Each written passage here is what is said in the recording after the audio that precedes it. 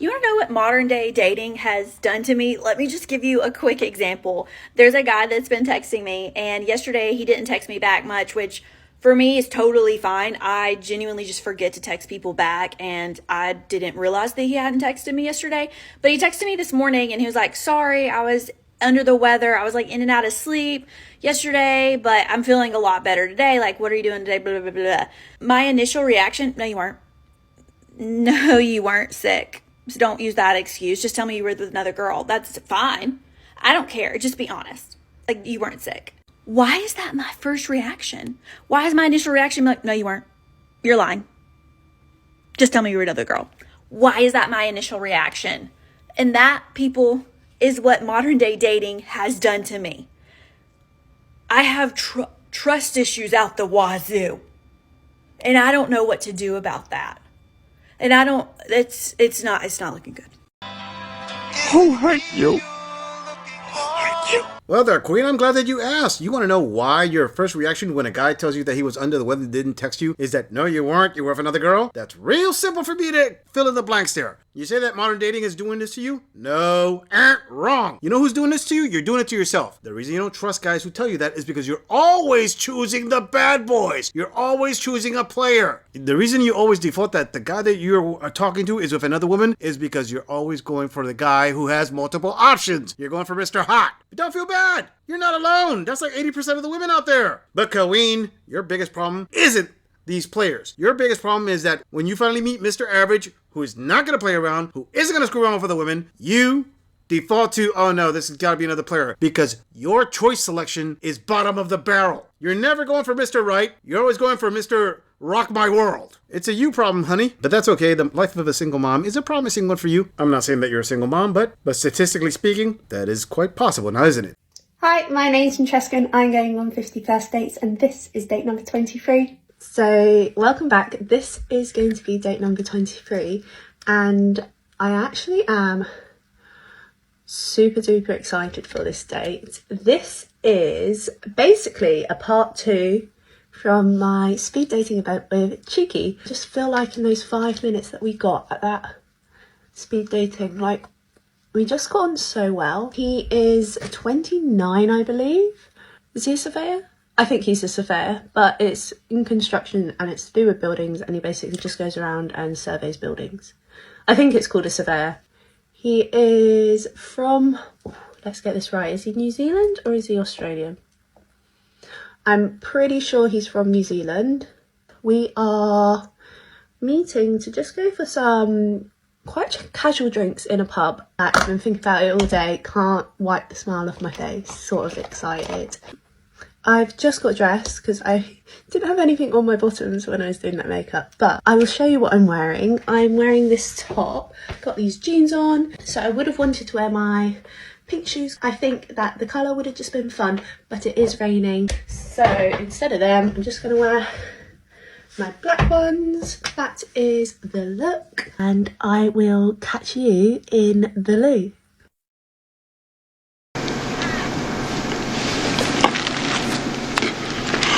All right there, sister. You're boasting about having your 23rd date with a new guy, as in your 23rd new guy that you're going out with. Honey, let me tell you something. You boasting about having a 23rd date is like a guy boasting about having his 23rd free sample at a Costco. Not impressive, and it does sound kind of desperate. Now, you said you can't wipe the smile off your face. I hope that's the only thing that you can't wipe off your face. Hopefully, it's not something else that shows up under a black light. Anyway, my number one question about this video series that you're doing, and you said this is your second video of it, is why are you putting your dating life out on blast like that? Do you actually think that this is going to make you more attractive to men when they come on here and they see, oh, you've had like 50 different dates. Oh, this is date number 100 for you. You understand that this is called mileage. This is like putting your odometer out there so everybody sees all those miles. Oh, I'm sorry, you're from Australia. All those kilometers that you've been racking up. I mean, hell, it's probably higher than one of your road trains. This really isn't a flex, sweetheart. It's quite sad, actually. I mean, let me just point out a few things that it means. It just means that you have commitment issues to begin with. That'll be your first one. Your second one is probably going to be that you're quite picky, because if you've been on so many dates and you can't pick one guy Out of 23 already, the common denominator here is you. Okay, let me come at this from another angle. We're talking about a lot of hot dogs in just one bun. So everybody else who's interested in eating hot dogs is going to look at that bun and say, whoa, that is soggy as hell. It sure has a lot of sauerkraut on it and some mayo. Sister, this is not me being cruel. This is me being 100% honest with you as to what men are going to think about you when they watch these videos. But let's hear what else she has to say. Here is everything that happened on date number 23. I have to say I really did enjoy myself on this date. I thought we got on pretty well. We had one drink at a bar near his, so it did take me, I think, like near to 45 minutes for me to get to where he wanted to go. We had one drink and then I had work the next day. He had quite an important day at work the next day too. So we just decided to call it a night. He walked me to my bus stop. I then did the 45-minute journey home.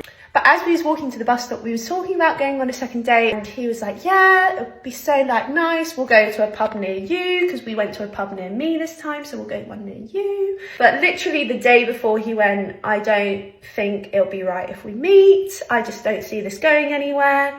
And I was like, oh, that's not really what you've been saying all week, but like, fair enough. I'm not going to push it. So that was that. So a bit disappointing because I actually think I quite liked him, but oh well, we'll just move on to the next one, I suppose. You win some, you lose some. See, this time I was really into him and he wasn't so much into me. I'm ready to go on my next date. It's coming up soon. Super excited. And I can't believe we're so close to 25. I think I want to try and get 25 in before 2025. So that is the aim. We'll see. But yes. Listen, McCoyeen from Down Under, if the guy only had one drink with you at the pub and he walked you to your bus stop, said goodbye when you got on your 45-minute journey, and then decided to cut ties with you, that says a lot about you. I mean, you said you liked him, and then you said, oh, well, you win some, you lose some, and you can't wait to get to date number 25 before the end of the year? I would really like to know what woman is so anxious to go out with so many men so quickly. Well, I'm pretty sure my male viewers have a name for it, and I'm not going to repeat that. But I will agree with them saying that that is kind of a 3 followed by an O followed by a 4 behavior. What you're trying to do here is called sports dating. Now, this is something that men are very good at, women not so much. The only women who are good at doing this are the ones that cannot pair bond. I mean, you have detached your emotions so far from whatever past trauma with Chad or Tyrone that you had that you can't pair bond. And I'm pretty sure the guy you met that night saw the exact same thing. He was probably thinking, okay, this is a pump and dump, and I'm not even interested in that. Bye. You really have to slow down here. And I actually mean that as good advice. You see, speeding up this dating, going on to the next guy and the next guy and the next guy, that's not helpful. In fact, in women, it's a lot more hurtful. Let me just say one thing. This experiment that you're doing is going to backfire. I'm pretty sure you want to do like 50 dates. By the time you reach date number 50, you're going to be so damaged that no guy, except the bluest of blue pill simp, is going to want to marry you. Moving on. I'm going to need people to start understanding that it is actually really easy to meet people in the wild, and you do not have to put yourself out there on a dating app to find someone. Okay, I am living proof of this. In fact, I strongly believe that to find a partner, you don't have to put yourself out there. You don't have to intentionally put effort into dating to find someone. In fact, I never have done that, and all of the significant men in my past history were men that I met in the wild. So that is like the first limiting belief that I'm going to need you to get rid of, is this idea that dating apps are the only way to go to meet someone, especially if you are someone that doesn't like dating like me, or you just don't like apps. I promise you can meet people in other ways. And I'm about to tell you how. These are all things, by the way, that have happened just within this past month. And I'm not talking like dating, I'm just talking more so being approached by men. So first off, there are 2 men at the gym that I know for a fact are interested in me, because this other guy that I talked to at the gym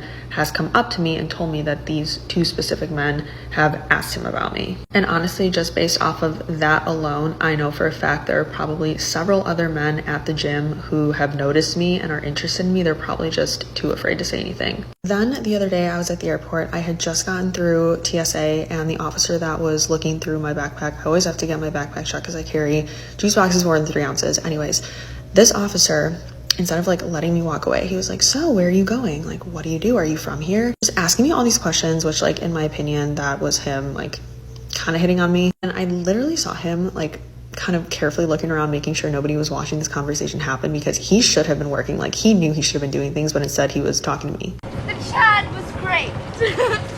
All right, Queen, I'm going to agree with you that men and women don't need dating apps to meet up. I mean, well before the dating apps, there was this thing called cold approach. That's a long lost art. There are guys today that still do cold approach, but that's few and far in between. Now, I can't help but notice that every example you gave as to the men that approached you didn't really approach you. I mean, you said the two guys at the gym because they talked to somebody else, so you heard a message from another guy of another guy of another guy. I didn't hear you say that they talked to you directly and asked you out on a date or did anything else like that. Then your other example of the TSA agent? Really? Okay, so he asked a few questions, and you're thinking, oh wow, I'm getting approached here. I didn't hear about you getting a date or anything like that. Everything you are referring to right now, this is not dating or being approached. This is receiving attention, which I understand, because what woman does not like attention? But you're conflating two different things. Just because a guy likes you, he smiles at you, he talks to you for 5 minutes, and then he walks away. Okay, you met someone, but you didn't date. He didn't invite you out. So what example of modern day dating are you giving here with these stories? I'll clue you in. You're not. You're getting approached. That's it. That's the limit of it. Here, let me come at this from a different angle. What you're talking about is the equivalent of you, for example, going on Instagram, posting a bikini pic and getting like 200 likes. Yay! You got the attention that you wanted, and that's the end of it. They walked away. Hey, you're cute. Bye. That does not count as dating. It doesn't justify your opinion of dating because there's not one example of dating that you gave. But let's hear all the other examples she's talking about. And last night we were at the bar and my friend and I were at the bar and this guy was next to me and all of a sudden he goes, oh, I really like your phone case. And then from there he like went and introduced himself and we started talking about like where we were from and stuff. Okay, so all of this was just within the past 4 weeks. Prior to this, I met 3 men simply through my apartment complex, 2 of which saw me because I always go on daily walks, so they had seen me several times. The other one I literally met in my parking lot as I was pulling out. And then another significant man in my life I met at a bar while I was in Austin. So I guess my point in this is that there are people all around you. There are so many ways that you can't even imagine that you can meet people. And I have to say too, my life has just become so much more fun now that I'm not focused on like finding a partner anymore, that I'm not focused on dating and putting myself out there. Now that I'm just living my life and having fun and like